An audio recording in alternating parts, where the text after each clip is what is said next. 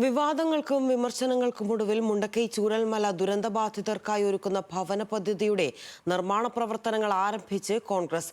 കല്ലിടൽ ചടങ്ങ് കഴിഞ്ഞ് 140 ദിവസങ്ങൾക്ക് ശേഷമാണ് നിർമ്മാൺ എന്ന കൺസ്ട്രക്ഷൻ കമ്പനിയുമായി കരാറിലെത്തി നിർമ്മാണ പ്രവർത്തനങ്ങൾ തുടങ്ങിയത്.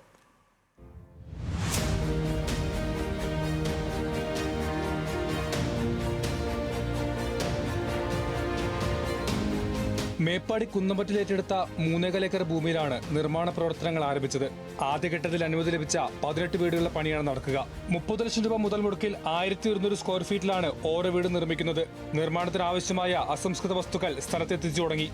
മുണ്ടക്കൈ ചൂരൽമല ദുരന്തബാധിതർക്കായി നടപ്പിലാക്കുന്ന ഭവന പദ്ധതിയിൽ ഏറ്റവും മാതൃകാപരമായ എല്ലാ സൗകര്യങ്ങളോടും കൂടിയ ഒരു വീടായിരിക്കും ഗുണഭോക്താക്കൾക്ക് നൽകുന്നത്.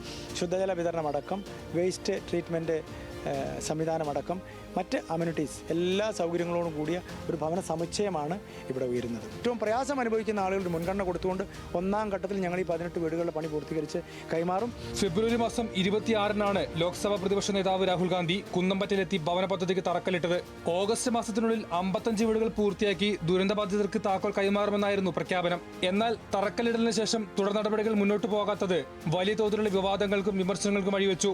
ഭവന നിർമ്മാണത്തിനായി പിരിച്ച ഫണ്ടുമായി ബന്ധപ്പെട്ടും വിവാദമുണ്ടായി.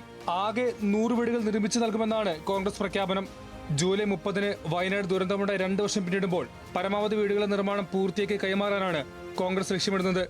കല്ലിടൽ ചടങ്ങ് കഴിഞ്ഞ് നീണ്ട 140 ദിവസത്തെ വിവാദങ്ങൾക്കും വിമർശനങ്ങൾക്കും പ്രതിഷേധങ്ങൾക്കും ശേഷമാണ് ചൂരൽമല ദുരന്തബാധിതർക്കായി കോൺഗ്രസ് നിർമ്മിക്കുന്ന ഭവന പദ്ധതിയുടെ നിർമ്മാണം ഇപ്പോൾ ആരംഭിച്ചിരിക്കുന്നത്. യുദ്ധകാലാടിസ്ഥാനത്തിൽ വീടുകളുടെ നിർമ്മാണം പൂർത്തിയാക്കുമെന്നാണ് കോൺഗ്രസ് ജില്ലാ നേതൃത്വം അറിയിച്ചിരിക്കുന്നത്. ക്യാമറ പേഴ്സൺ ജിതിൻ ജോസിനൊപ്പം ലിൻഡോ തോമസ്, ന്യൂസ് മലയാളം, വയനാട്.